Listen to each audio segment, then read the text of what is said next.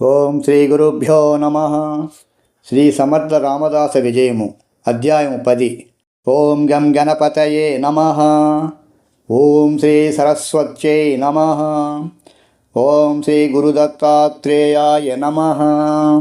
శ్రీరామ జయ రామ జయ జయ రామ. ధార్మికులారా, తాము తరించుట కొరకు సాధన చేయువారు కొందరు, తమ కోరికలను తీర్చుకొనుట కొరకు తపస్సు చేయువారు కొందరు, లోకోద్ధరణ కొరకు తమ శరీరమును మనస్సును దృఢపరుచుకుని సర్వజీవ దయాలత్వమును అలవరుచుకునుటకు మహాత్ములు నిరంతరము తపస్సు చేయుదురు.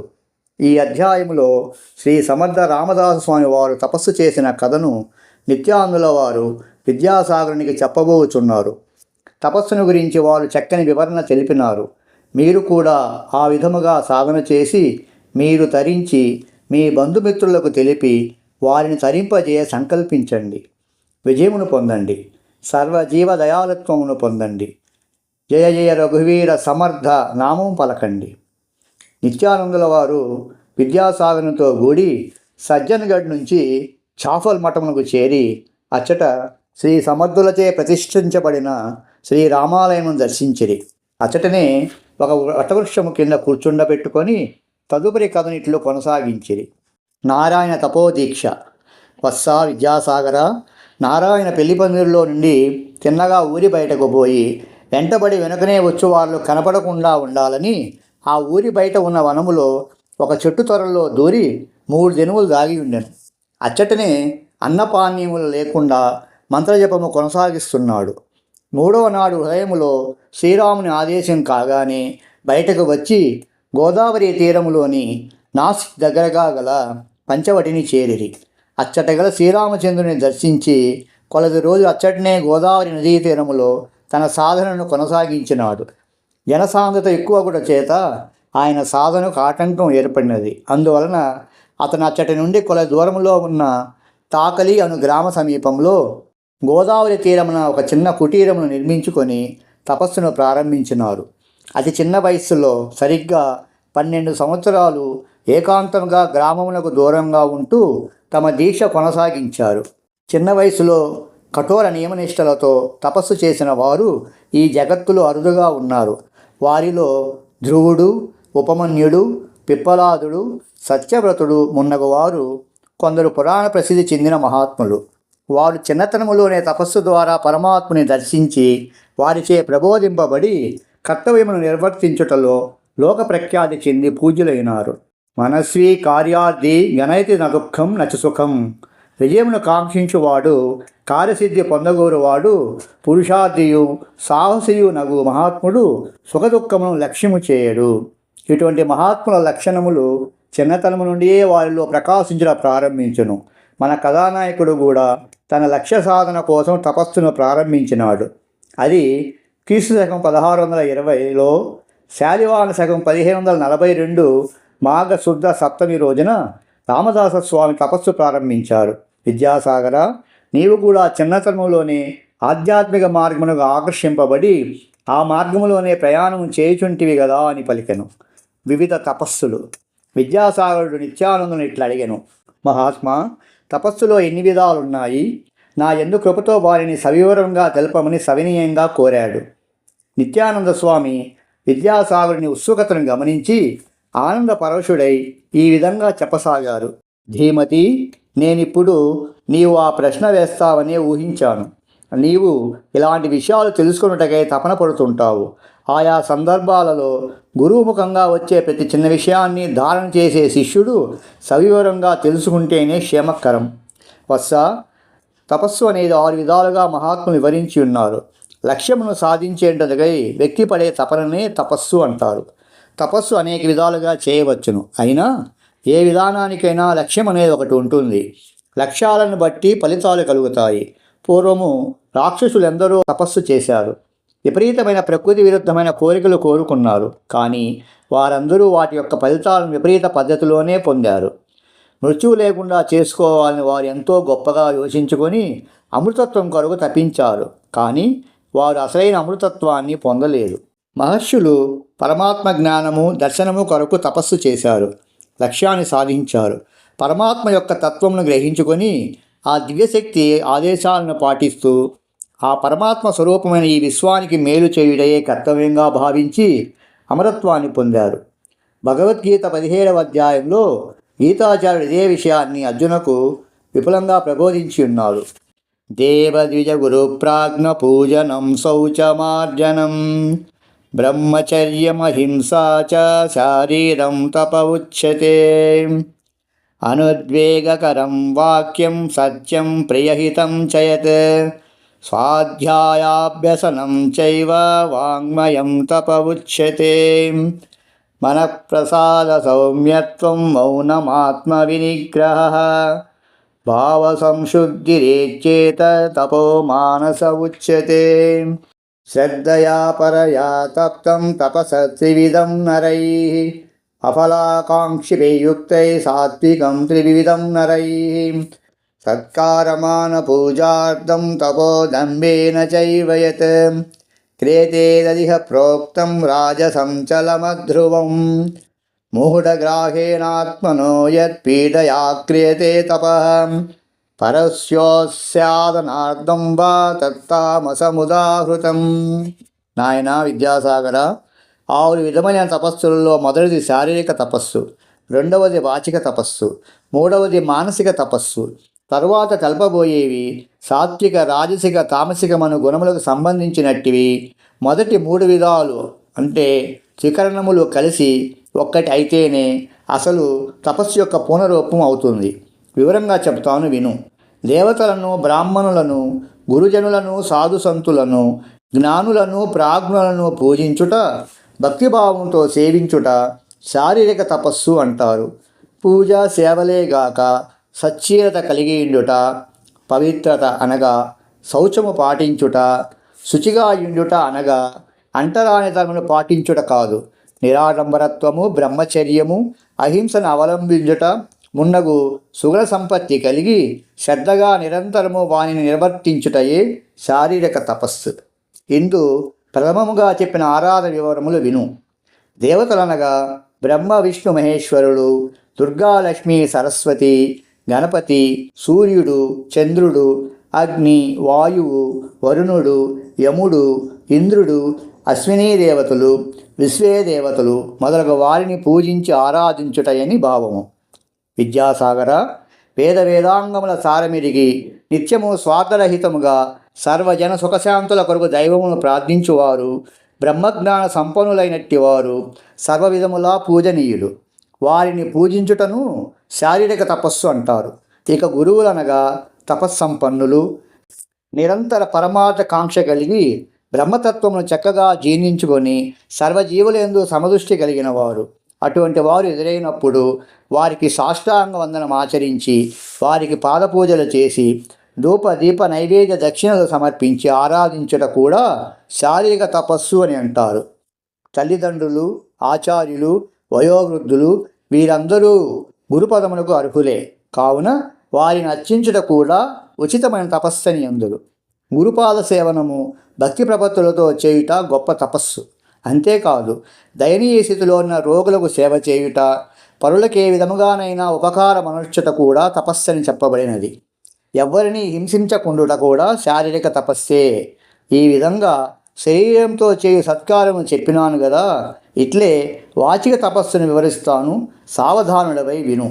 ఓ జిజ్ఞాసి, వాచిక తపస్సు వల్ల సమస్తము సిద్ధిస్తుంది. ఇది చాలా ముఖ్యము, కానీ కష్టసాధ్యము. నోటి మాటను అదుపులో ఉంచుకొనుట ద్వారా మనిషికి ఎంతో కీర్తి, గౌరవము ప్రాప్తిస్తాయి. ఒక్కటేమిటి, సాక్షాత్ భగవంతుని అనుగ్రహం కూడా లభిస్తుంది. ఇదే నోటితో చేసే తపస్సు అంటారు. ఇతరులను బాధించినట్టి మాటలు ఆడకుండుట, నిందాలాపమును చేయక మితముగాను, హితవుగాను, ప్రేమగాను, సత్యమైనవిగాను ఉండు మాటలే మాట్లాడుట, యథార్థ విషయములను తాను గ్రహించి ఇతరులకు బోధించుట, వేద మంత్రోచ్చారణ చేయుట, భగవత్ కథలను నిరంతరం కీర్తించుచు గానము చేయుట, మధురమైన వాక్కులనే పలుకుట వాచిక తపస్సు అంటారు. కఠినములైన పరుషవాక్యములు పలకకుండుట, కపటపు మాటలు, ఎగతాళి చేయు మాటలతో ఇతరుల మనస్సుకు అవమానం కలిగించు వాక్యములు ఆడకుండుట కూడా వాచిక తపస్సు. అనగా ప్రేమయుక్తమైన మాటలు, శాంతము, సరళము, మధురములగు పలుకుల వలన వాగ్దోషములన్నీ నిర్మూలింపబడి అంతఃకరణ శుద్ధి ఏర్పడును. దానివలన మనిషికి వాక్శుద్ధియు సిద్ధించెను. అట్టివాని వాక్కును సత్యమనుంచుటకు భగవానుడు సిద్ధముగా నుండునని శాస్త్ర ప్రమాణమున్నది. ఈ వాచిక తపస్సు వల్ల మనిషి ఔన్నత్యము పెరుగును. ఇక మూడవది మానసిక తపస్సు గురించి వివరిస్తాను. శరీరము, వాక్కు, మనస్సు ఈ మూడింటిని త్రికరణములు అంటారు. ఇవి ఒకదానిపై ఒకటి ఆధారపడి అవినాభావ సంబంధము కలిగి ఉన్నవి. వీని మధ్య చక్కని సామరస్యము కలిగి ఉంటేనే మనిషి జీవితంలో ఏ కార్యమునైనా సాధించే వీలున్నది. శరీరం నడిచే నడకకు అదృశ్యంగా లోపల ఉండి ఆజ్ఞాపిస్తూ ఉండే మనసే మూల కారణం. వ్యక్తి చేసే మంచి పనులకు కానీ చెడ్డ పనులకు కానీ మనసు నుండి వచ్చే ప్రేరణలు, కోరికలు ముఖ్య కారణాలు. కావున మనస్సుకు సంబంధించిన మంచి గుణాలు, మంచి అలవాట్లు ఈ విధంగా చెప్పబడ్డాయి. ఓర్పు, శ్రద్ధ, నిష్ట కలిగి ఉండుట, ప్రకృతిలోని ఎటువంటి ఒత్తిడులకు లోను కాకుండా స్థిరముగా నుండుట, మనోనిర్మలత్వము కలిగి ఎల్లప్పుడూ సంతోషము, సంతృప్తి, శాంతము, ప్రసన్నత కలిగి ఉండుటను మానసిక తపస్సు అంటారు. ఇంకా నిర్లక్ష్యము, భయము, చింత, శోకము, వ్యాకులము లేకుండుట, అసూయ, హింస, క్రోధము, మత్సరము, ద్వేషముల వంటి అవలక్షణములను వదలుట ద్వారా సద్భావనను బలపరుచుకునుట మానసిక తపస్సు.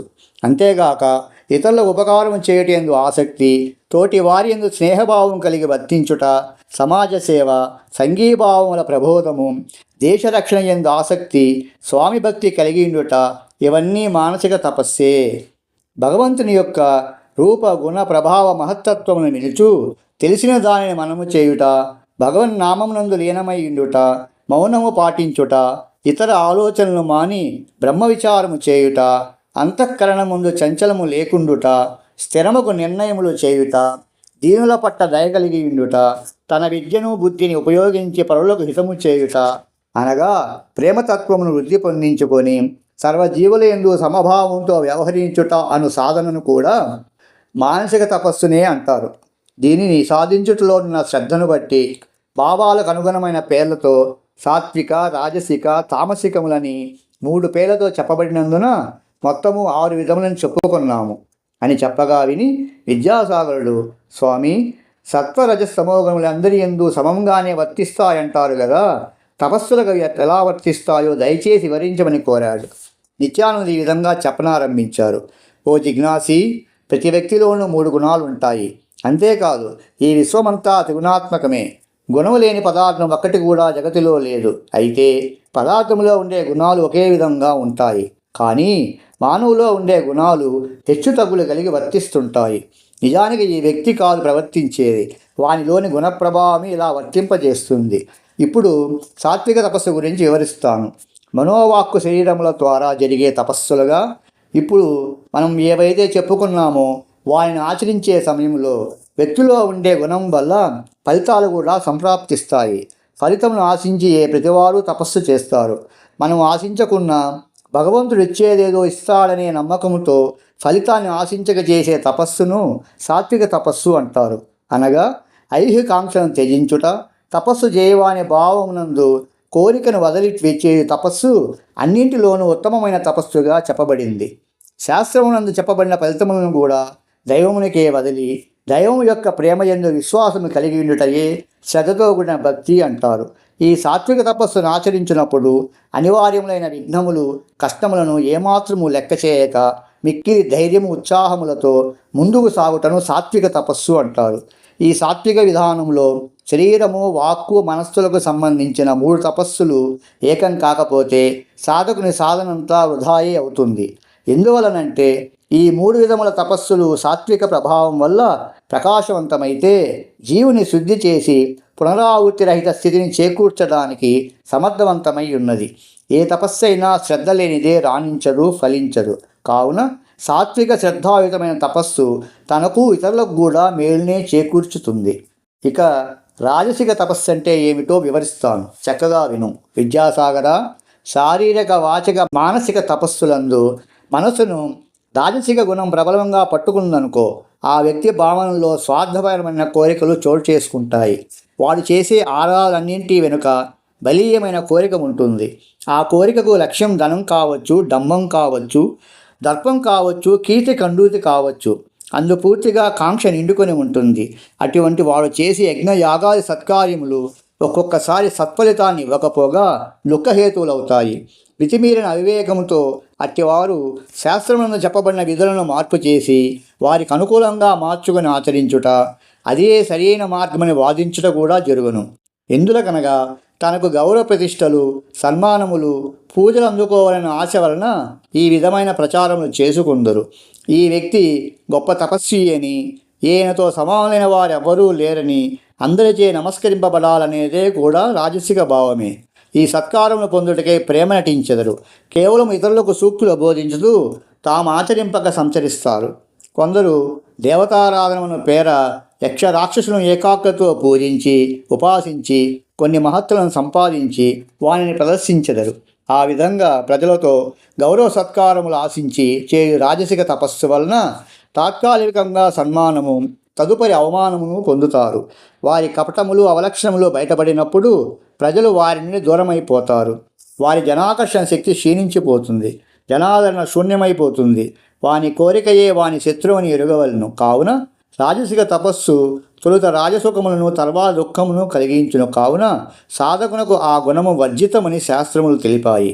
ఇక మూడవది తామసిక తపస్సు. రాజసికం కన్నా అనర్థదాయకము, దుఃఖదాయకమని మహాత్ములు పూర్తిగా దీన్ని నిషేధిస్తారు. శారీరక, మానసిక, వాచిక క్రియలన్నింటికీ వెనుక ప్రగాఢమైన తామసిక ప్రవృత్తి ఉండట వలన తప్పక ఈ విధమైన తపస్సు అధోగతికి దారితీయునిదై ఉండును. తామస గుణయుతులైన వారి యందు మొండి పట్టుదల గాఢముగా ఉండుట వలన తన యొక్కయు ఇతరుల యొక్కయు శరీరమునకు, మనస్సుకు, వాక్కులకు కీడును కలిగించు ఆరాధనలు చేయుచుండును. ఇటువంటి వ్యక్తులు శాస్త్రములకు వ్యతిరేక దిశలో ఉపాసనలు, ఆరాధనలు చేస్తారు. భూత ప్రేతములను ఆరాధన ద్వారా వశపరుచుకొని క్షుద్ర పనులు అనగా ఇతరులను కీడు కలిగించే విషయంలో ప్రేరణలు చేస్తారు. ఈ విధంగా సాధనా సిద్ధికై వారు చెట్టు కొమ్మలకు తలకిందులుగా వేలాడుట, ఇనుప మేకులపై కూర్చొని ధ్యానం చేయట వంటి క్రూర మార్గంలో సాధన చేస్తారు. ఆహారమును స్వీకరించక వివేకమును కోల్పోయి నరబలులు, జంతుబలులు మొదలైనవి చేయుదురు.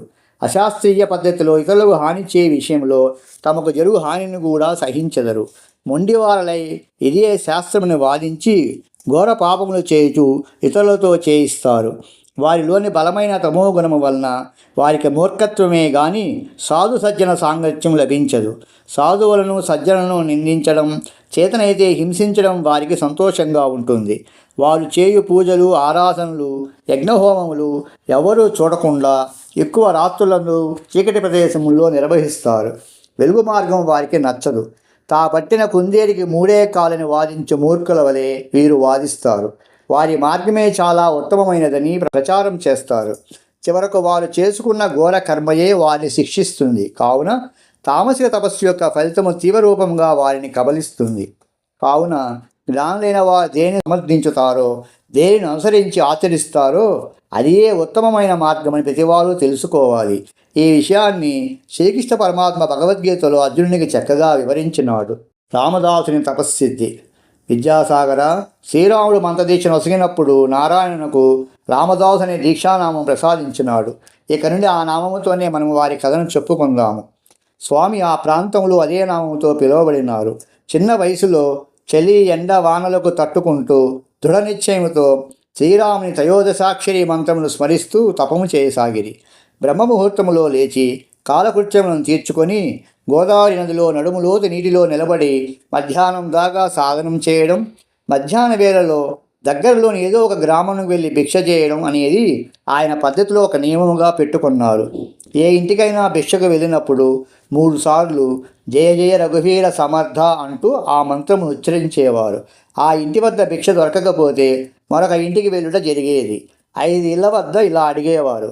ఒక ఇంటి వద్దనే సరిపడి భిక్ష దొరకకపోతే మరి ముందరి ఇళ్లకు వెళ్ళేవారు. అంతేగాక ఎంత కొంచెం లభించినా దానినే శ్రీరామునికి నైవేద్యం సమర్పించి తర్వాత తాను భుజించేవారు. అసలు దొరకని రోజున మంచి తీర్థం శ్రీరామునికి నైవేద్యం ఇచ్చి తాను స్వీకరించేవాడు. దొరకని రోజు ఉపవాసమే ఉండేవారు. భిక్ష స్వీకరించిన తర్వాత ఒక గడియసేపు విశ్రాంతి తీసుకొని తిరిగి సాధనకు ఉపక్రమించేవారు. ఒకసారి 4 రోజులు వరుసగా భిక్ష దొరకలేదు. అతడు ఆకలికి తట్టుకోలేక మూర్ఛనొందినాడు. స్పృహ కోల్పోయి ఉన్న తరుణంలో శ్రీరాముడే బ్రాహ్మణ వేషంలో వచ్చి అతనికి ఆహారం ఇచ్చారు. నీళ్లలో చాలా సమయం ఉండటం చేత అతని శరీరం నాని తెల్లబడిపోయినది. దానికి తోడు నీటిలోని జలచరములు కొరికి తినేవి. ఇటువంటి ఆటకములు ఎన్ని వచ్చినా, నదికి వరదలు వచ్చినా రామదాసు భయపడక తన సాధనను చక్కగా చేస్తుండేవాడు. పూర్వకాలంలో ఋషుల వలె తనకి మాయాయుతములకు చిత్ర విచిత్ర సంకటములు ఎన్నో ఎదురైనవి. వానిని ఏమాత్రము లెక్క చేయక తన తపస్సును ఇంకనూ తీవ్రంగా చేసేవాడు. కాలక్రమాన అతని శరీరంలో అనేక మార్పులు వచ్చినవి. గడ్డము, మీసములు, బారైన శిరోజాలు, దృఢమైన శరీరము, తపశ్శక్తి చేత ఇనుపడింపబడిన దివ్య తేజస్సుతో కూడిన ముఖవర్చస్సు, దుర్నిరీక్షమైన కన్నులు, ఎవరూ వారి కలలోకి చూడలేనంత తేజోపూరితమైన చూట్కులు, శాంత గంభీర వదనము, చేతనొక దండము, భుజమునకు జోలి, మొలకొక లంగోటి ధరించియుండి మితభాష అయిన నవయవ్వన యోగిగా మారినాడు. అతడు ఒకనాడు పంచవటి యందు నదికి పోచుండగా అడవిలో ఒక పులి అడ్డగించినది. రామదాసు దానికి నమస్కరించి, ఓ వ్యాఘ్రాజమా, ఇది నీ మాయావేషం. ఈ విషయం సత్యమని నా మనసు తెలుపుచున్నది. నిశ్చయముగా నీవు నా ప్రభువువే. ప్రభు, నేను నీ దాసానుదాసులను. నీ మాయను గ్రహించే శక్తి నాకు లేదు. నీవు మహానటుడవు. వివిధ రూపాలను ధరించి అందరికీ మాయకు గురి చేస్తావు. తిరిగి నీ కరుణతో రక్షిస్తూ ఉంటావు. తండ్రి, నీ నిజరూపం చూపమని ప్రార్థించాడు. వెంటనే పులి శ్రీరామచంద్రునిగా మారి దర్శనం అనుగ్రహించారు. రామదాసు, దేవదేవా, జగత్ప్రభు, దీనబంధో, నీవు సర్వాంతర్యామివి, పరమ పురుషుడవు. లోకాలను సృజిస్తూ పోషిస్తూ లయింపజేస్తుంటావు. జగత్తంతా నీ లీలా విభూతి. నీ లీలా విస్తారాన్ని అర్థం చేసుకోవడం కానీ, నీ వర్తనమును అవగాహన చేసుకోవడం కానీ బ్రహ్మాదులకైనను సాధ్యం కాదు. నిశ్చలనంద, లోకాలు, లోకస్తులు, లోకపాలులు సమసిపోయిన పిదప కూడా నీవు ప్రకాశిస్తూనే ఉంటావు. నీ మంగళ రూపం దర్శించే నిమిత్తం మునులు, తాపసులు, ముక్తసంగులు కూడా అనితర దుర్లభమైన వ్రతాలు, దీక్షలు, యజ్ఞయాగాదులను ఆచరిస్తూ ఉంటారు. నీవు నామరూపరహితుడవు. నిన్ను గుర్తించడము, నీ అనంత శక్తిని గ్రహించడము నా వంటి సామాన్యులకు అందని స్థితి. తండ్రి, శరణు శరణు, రక్ష రక్ష అని శ్రీరామచంద్రునికి సాష్టాంగ వందనములు ఆచరించి వారి పాదముల చెంత ముకులితహస్తుడై కూర్చున్నాడు. శ్రీరామచంద్రుడు, వత్సా, నీ తపస్సు ఫలించింది. ఇక నీవు తపస్సు చాలించి నేను ఉపదేశ సమయంలో ఆదేశించినట్లు కార్యోన్ముఖుడివి కావాలి. కృష్ణానదీ తీరంలో నివసిస్తూ దేశోద్ధరణ, దీనజనోద్ధరణ గావింపుము అని ఆశీర్వదించాడు. రామదాసు, తండ్రి, నీవు దీనరక్షకుడవు, జగత్ప్రభుడవు, సర్వశక్తి సంపన్నుడవు, సర్వజ్ఞుడవు. మహానుభావ, నాపై దయతో దర్శనమిచ్చినావు. నా స్థితిని గురించి నీకు నేను వివరించవలసింది ఏమీ లేదు. సాధన ద్వారా నేను సమస్త వికారములను తొలగించుకుంటుని మనస్సును స్వాధీనమునందు ఉండునట్లు ప్రయత్నించి తిని తీర్థాటనము నిమిత్తముగా చేసుకొని దేశములోని సమస్త జనుల స్థితిగతులను పూర్తిగా తెలుసుకొని తిరిగి వచ్చి మీ దర్శనమును చేసుకున్న తర్వాత మీరు నాపై ఉంచిన కార్యమును మీ అండదండలతో నెరవేర్చగలవాడను. అంతవరకు నాకు అనుమతిని ప్రసాదించడని ప్రార్థించెను. శ్రీరాముడు చిరునవ్వుతో దీవించి అదృశ్యమయ్యను. రామదాసు నాసిక్ నుండి మధుకరిని తెచ్చి శ్రీరామునికి నివేదించి తన నిత్య కార్యక్రమంలో నిమగ్నమైనాడు. సరిగా సాధన 12 సంవత్సరాలు పూర్తి అవగానే అతనికి సమస్త శక్తులు అధీనమైనాయి. నిర్మలమైన నిజస్థితి కలిగింది. ఆ పైన అతడు తీర్థయాత్రకు సమయం ఆసన్నమైనదని గ్రహించి తపస్సు చాలించి పంచవటిలోని దేవతను దర్శించుకొని యాత్రలకై బయలుదేరి నిశ్చయించుకున్నారు. విద్యాసాగర, చూశావా ఎంత కష్టపడితే తపస్సు ఫలించినదో. శ్రీరామదాసుకు శ్రీరామదర్శనం లభించుటకు మారుతి యొక్క సహాయం కూడా చాలా ఉన్నది. సాధకుడు ముందుగా శరీర సుఖమును ముందు త్యజించవలను. ఆహారముందు రుచిని త్యజించవలను. నిద్ర ఎందు ప్రీతిని వదలవలను. చలి, ఎండ, వానలను తట్టుకొనుటకు సిద్ధముగా శరీరమును ఉంచవలనన్నచో మనోనిగ్రహ శక్తి పెంపొందింపవలను. అప్పుడు మాత్రమే ఎవరికైనా తపస్సు ఫలించి ఇష్టదైవ దర్శన ప్రాప్తి కలిగి కర్తవ్య పాలనకు ప్రేరణ లభించును. అనితర సాధ్యమైన ఇట్టి సాధన పటిష్టంగా చేయగలిగిన మహాత్ములైతేనే తిరిగి శిష్యులకు దీక్షలనిచ్చి శక్తిని ధారపోసి చిరకాలం ధర్మ మార్గాన్ని, భక్తి మార్గాన్ని భూమిపై నిలుపగలుగుతారు. లోక కళ్యాణానికి కారకులవుతారు. కావున శక్తి సామర్థ్యములను తపస్సు ద్వారా సంపాదించుటయే మహాత్ములకు మొదటి లక్ష్యము అని తెలుపబడినది. పూర్ణత్వమును పొందిన పిదప వారి శక్తిని దీనులను దుఃఖితులను ఉద్ధరించుటకు ఉపయోగించెదరు. ఇదియే అనాది నుండి పరంపరానుగతముగా వస్తున్న క్రమ పద్ధతి అని నిత్యానందులు బోధించిరి. సాధకులారా, దీక్ష అన్నది ఏదైనా వ్యక్తుల యొక్క శారీరక మానసిక వికాసములకు తోడ్పడను. అందులో మంత్రోపాసనను పై విధంగా అత్యంత శ్రద్ధతో ఆచరించుట చేత శక్తి పెంపొందును. సాధనా బలమునకు గురుబలము తోడైనప్పుడు ఉపాస్య దైవం యొక్క కటాక్షము శీఘ్రముగా లభించునని తెలియండి. మహాత్ములు చూపిన బాటలో నడిచి కృతార్థుల కండి. జయ జయ రఘువీర సమర్థ, శ్రీరామ జయ రామ జయ జయ రామ. ఇది విద్యాసాగర శ్రీ నిత్యానంద యోగి సంవాద రూపమున శ్రీ దత్తాత్రేయ సంప్రదాయ శిష్య పరంపరలోని శ్రీ శ్రీ శ్రీ స్వామి విఠలానంద సరస్వతి మహారాజ్ విరచిత శ్రీ సమర్థ రామదాసు విజయములోని 10వ అధ్యాయం సంపూర్ణము.